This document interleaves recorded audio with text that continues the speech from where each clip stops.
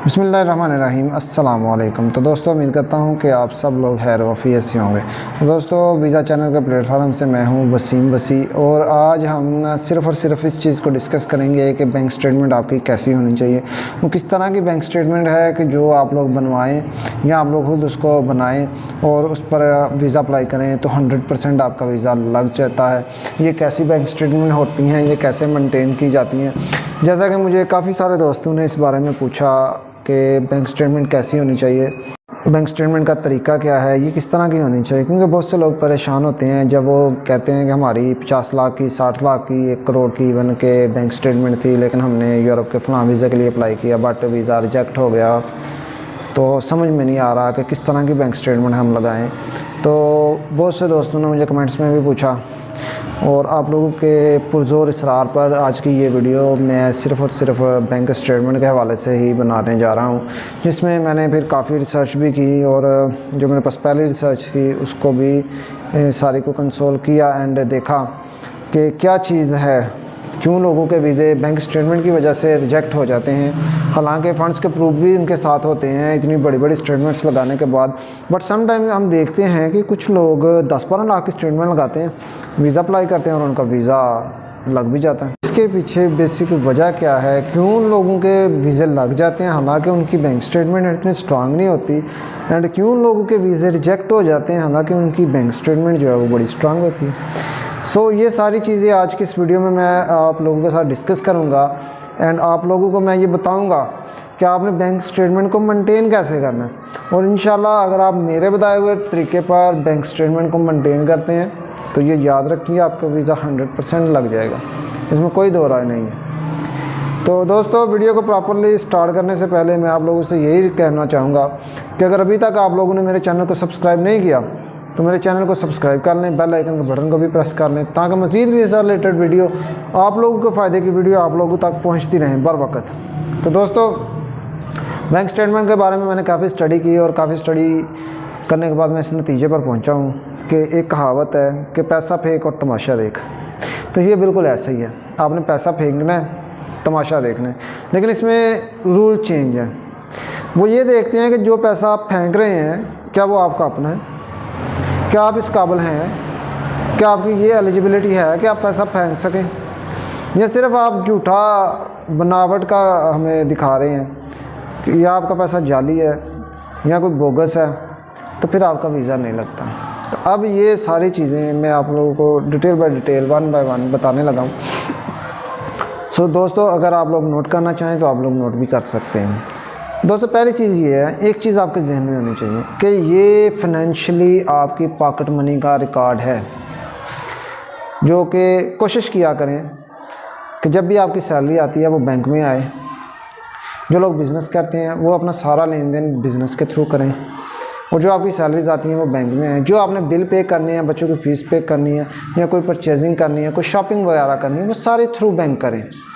For example, मैं आपको एक छोटी सी मिसाल के ज़रिए समझाता हूँ। एक बंदा है, उसकी सैलरी 2 लाख है, और वो क्या करता है, फ़र्स्ट को उसकी सैलरी बैंक में आ जाती है। उसके बाद वो क्या करता है, वो अपने जो घरेलू अखराजात हैं वो भी उन्हीं पैसों से खर्च करता है, ऑनलाइन शॉपिंग करता है। उसके बाद वो बच्चों की फ़ीस, बिल वगैरह, अपनी फ़ीसेस, अपने जो भी उसके अखराजात हैं वो सारे के सारे बैंक के ज़रिए ही करता है। एट द एंड, महीने के एंड पे उसके एक्सपेंसेस 50,000 हो जाते हैं, एंड उसकी जो सेविंग है वो हो जाती है तकरीबन 1.5 लाख। नेक्स्ट मंथ की फर्स्ट से फिर उसकी सैलरी आ जाती है, उसकी बैंक स्टेटमेंट चली जाती है 3.5 लाख पे, बिकॉज 1.5 लाख पिछला, 3.5 लाख, 2 लाख अगली उसकी सैलरी। इसी तरह से वो फिर इसी रूटीन को रिपीट करता है। At the end of month उसका जो बैलेंस है वो 3 लाख हो जाता है, और जो उसकी सैलरी है वो नेक्स्ट मंथ फिर उसके अकाउंट में आ जाती है। तो इस तरह से 5, 6, 7, 8 माह जब वो ये काम करेगा तो उसका बैलेंस अच्छा खासा इंक्रीज़ होगा, जिसमें उसके जब हम उसको डिजिटल निकाल के उसकी बैंक स्टेटमेंट को देखते हैं तो हमें पता चल जाता है कि इसकी इनकम 2 लाख है, लेकिन इसके एक्सपेंसेस जो हैं ये 50,000, 70,000, 60,000 के राउंड अबाउट है, और ये हर महीने इसकी जो सेविंग है ये 1,50,000 1,40,000 है, तो ये बंदा, इसके पास एक्स्ट्रा मनी है और अब ये बंदा कह रहा है कि मैंने यूरोप का वीज़ा करना है, वो जाके इस बैंक स्टेटमेंट को वहाँ पर दिखाता है, तो उनको देख के पता चल जाता है कि इसके पास सरप्लस में है ये, और चूँकि इसकी अर्निंग भी अच्छी है, सो इसके चांसेस हैं कि ये वापस आएगा, बिकॉज यहाँ पर इसकी इतनी अच्छी सेविंग हो रही है। तो उनके हिसाब से ये यहाँ पर, तो फिर उनके हिसाब से आपकी $1,000-2,000 तो आप यहाँ पर भी इजीली कमा सकते हैं, यानी आपकी इतनी अर्निंग है। वहाँ पर भी अगर कोई वर्कर जाता है तो वो इतना ही कमाता है, तो वो ये सोचेंगे कि ये बंदा रियल में विज़िट करना चाह रहा है, इसके एक्सपेंसिव इसको अलो करते हैं और ये इसकी इकॉनमी पे भी इतने असरअंदाज नहीं होंगे, तो सो वो आपको वीज़ा लगा देंगे। यही सूरत हाल, बिल्कुल यही सूरत हाल बिजनेसमैन की है। अगर आपका कोई बिज़नेस है, कारोबार है, तो कोशिश करें कि उस डेली जो आपने परचेज़ करनी है, जो आपने उनको पैसे देने हैं, अपनी सारी की सारी सेल्स, अपने सारे के सारे लेन देन जो हैं वो बैंक के थ्रू किया करें। अगर आप डेली 50,000 का माल खरीदते हैं, 70,000 आपका सेल करते हैं, सुबह बैंक में जमा कराएं, वहाँ से आप अपने जो भी आपकी सेल है उसको जमा करवाएं, उस बैंक के थ्रू ही परचेज़ करें, जिसको भी पेमेंट करनी है वाया। अब तो बहुत आसान है, हर बंदे के जो बिज़नेस से है बैंक अकाउंट उसका बना हुआ है। अगर उसका बैंक अकाउंट नहीं बना हुआ, वो इजी पैसा यूज़ कर रहा है, जायज़ कैश यूज़ कर रहा है, तो ये सारी फैसिलिटीज़ आपके लिए हैं। आप इनसे अच्छे तरीके से फ़ायदा उठाएं, आप उनको अपना ऑनलाइन पे करें। तो जब आप ये सारा तरीका करेंगे तो 5-6 माह के बाद एक चीज़ आपने याद रखनी, जो आपकी सेविंग है वो एंड ऑफ मंथ आपके अकाउंट में होनी चाहिए। जो भी आप प्लान करते हैं, आप चाहते हैं कि मैं मंथ के बाद 1.5 लाख बचाऊँ, 2 लाख बचाऊँ, तो वो सेविंग आपकी वहीं पर पड़ी रहनी चाहिए, वो आपकी सरप्लस होनी चाहिए हर महीने। यानी कि एक माह आपकी 1.5 लाख है, 2 लाख है, उससे नेक्स्ट माह भी यही, और वो ऐड होनी चाहिए, क्योंकि आपने बैंक स्टेटमेंट में ये बताना होता है कि मैं यहाँ पर ये काम करता हूँ, मेरा ये बिज़नेस है और मेरे पास इतने ज़्यादा पैसे हैं कि मैं जा रहा हूँ कि आपके मुल्क का विज़िट कर लूँ और मैं इनको अफोर्ड कर सकता हूँ। तो जब आप इसको अफोर्ड कर सकते हैं तो वो आपको अलो कर देंगे। लेकिन अगर आपकी कंडीशन इसके बरक्स है तो वो फिर आपकी बैंक स्टेटमेंट झूठ बोलती है, तो आप कभी भी वो आपका वीज़ा नहीं लगाएंगे। एक बात को याद रखिएगा कि वीज़ा लगने में 70 to 80% रोल आपकी बैंक स्टेटमेंट का होता है, 20 से 30% रोल आप लोगों के डॉक्यूमेंट्स का होता है। अगर आप लोगों के डॉक्यूमेंट्स रियल हैं, फेक नहीं है, और आपकी बैंक स्टेटमेंट बिल्कुल अकॉर्डिंग टू पैटर्न है, आपने बिल्कुल बड़े अच्छे तरीके से मेंटेन किए हैं, इस पर काम करें। बैंक स्टेटमेंट में 2-3-4 माह इस पर काम करें। अगर आप लोगों का इरादा है कि आप इन फ्यूचर बाहर जाना चाहते हैं तो इस पर 2-4 माह काम कर लें मेरे भाई।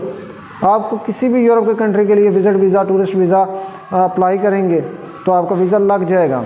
ये अब मैं बात नहीं करता हूँ स्टूडेंट वीज़ों की या लॉन्ग टर्म वीज़ों की, लेकिन शॉर्ट टर्म जितने भी वीज़े हैं वो सारे के सारे वीज़े बहुत आसान है अगर आपकी बैंक स्टेटमेंट रियल हो। एक बात याद रखें, आपका एक केस है, एम्बेसीज ने आप जैसे रोज़ के 100-200 हज़ारों में केस देखने होते हैं।